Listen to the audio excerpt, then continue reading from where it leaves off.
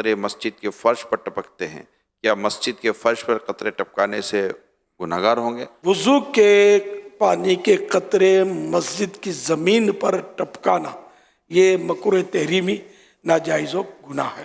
کوئی نماز پڑھ رہا ہو اور اس کی ٹوپی گر جائے، کیا اس کے سر پر رکھ سکتے ہیں؟ نہیں رکھ سکتے، اس کی نماز میں توجہ بٹے گی.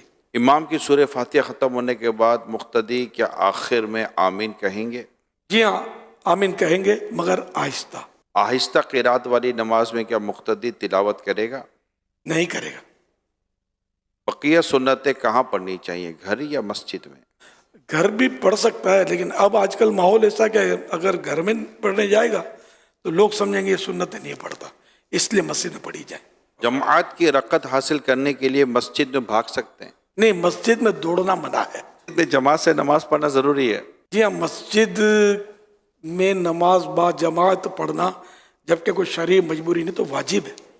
لوگ نماز پڑھ رہے ہوں تو نماز کے فوراً بعد پیچھے کی طرف جانے سے گناہ ملے گا؟ اگر لوگوں کو پریشانی ہوتی ہے، جیسے کہ لوگ پیچھے نماز پڑھ رہے ہیں تو وہ جان پہ کھڑا ہو گیا اس کے، اور پھر چہرہ کر کے کھڑا ہوا نمازی کے آگے، تو یہ چہرہ کرنے والا گناہ گار ہے. اور ویسے ہی جان پر کھڑا ہو گیا کہ جلدی سلام پھیرو تو نکلوں، نمازی کو بھی پتہ ہے کہ یہ نکلنے پر یوں کر رہا ہے، تو یہ بھی ایک تشویش میں ڈالنے والا کام تو ہے نمازی کو. تو نارمل ہو کر پیٹھ کر کے نمازی کی طرف بیٹھ جائے، چہرہ کر کے نہ بیٹھے. تو نکلنا ہی کیا ضروری ہے؟ پتہ نہیں کیوں لوگوں کو چین نہیں پڑتا. ہاں، جب یعنی کہ کسی کو تکلیف نہ ہوتی ہو تو منتشر ہونا چاہیے، یہ اچھا ہے، تاکہ آنے والے کو یہ یوں نہ سمجھے کہ جماعت ہو رہی ہے، مغالطہ نہ ہو. لیکن جب اتنا رش ہو کہ باہر نکل ہی نہیں سکتے، یا نکلیں گے تو اس کو دھکا لگے گا، اس کو ٹانگ لگے گی، تو پھر جس جگہ نماز فرض پڑی وہیں سنتیں پڑھ لیں. پھر نمازی کے آگے سے گزرنا باہر جانے کے لیے یہ تو بالکل گناہ کا کام ہے. اور اگر ایسی جگہ پر بھیڑ میں سائڈ میں گلی ٹائپ کی جگہ موجود ہے تو ٹھیک ہے، اس میں سے گزر جائے. جماعت کے دوران کسی کا موبائل بچ جائے کیا کرنا چاہیے؟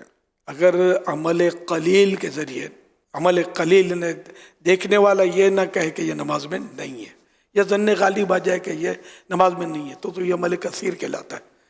تو اگر عمل قلیل کے ذریعے مثلا جیب میں اب نماز پڑھتے پڑھتے بٹن یوں دبا دیا، اس کو خاموش کر دیا، یہ پاسبل ہو تو یہ کہ ایسا کر لے، حرج نہیں ہے. سائیڈ کی جیب میں ہو تو؟ سائیڈ کی جیب میں ہو تو زیادہ تر نہیں ہوتا. رکوع سے اٹھے سمع اللہ لمن حمدہ یوں دبا دے، لیکن یہ ہے بہت مشکل. یعنی کوئی بھی عمل قلیل کے ذریعے یہ؟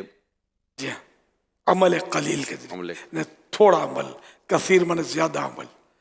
زیادہ عمل یعنی عمل کثیر کی تعریف یہ ہے کہ دیکھنے والا یہ کہے کہ یہ نماز میں نہیں ہے، یا اس کو ظن غالب خیال جم جائے کہ یار نماز میں لگتا نہیں ہے یہ، جس سے آپ بھلے ایک ہاتھ سے کریں، یوں کر کے یوں بند کریں، دیکھنے والا یہی سمجھے گا کہ یہ نماز میں نہیں ہے، تو پھر نماز ٹوٹ گئی.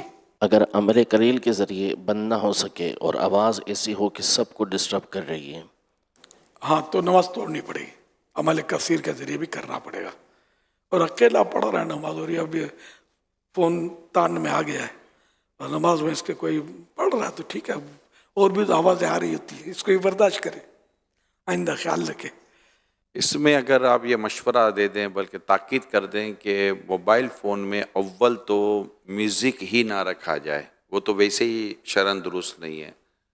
یعنی موبائل فون سائلنٹ کر کے ہی نماز پڑھیں، لیکن اگر میوزک رکھتے ہیں اور کوئی خدا نہ خواستہ گانے کی کہ اس طرح کی ٹیون رکھتے ہیں، تو پھر جو مسجد کے اندر جو تماشا ہو رہا ہوتا ہے نا، اللہ کی پناہ، اللہ کی پناہ. تو ایک تو یہ کہ اپنے آپ کو بھی اس گناہ سے بچائیں کہ اپنے موبائل فون کے اندر رنگ رکھ لیں، جیسے بیل ہوتی ہے جس کے بارے میں اب اندازہ ہے کہ یہ کوئی میوزک نہیں ہے اس طرح. اور توبہ بھی کریں اب تک اگر میوزک سنا ہے اس کا، تو دوسروں نے بھی سنا آپ کے وجہ سے، یہ نہیں سمجھتے.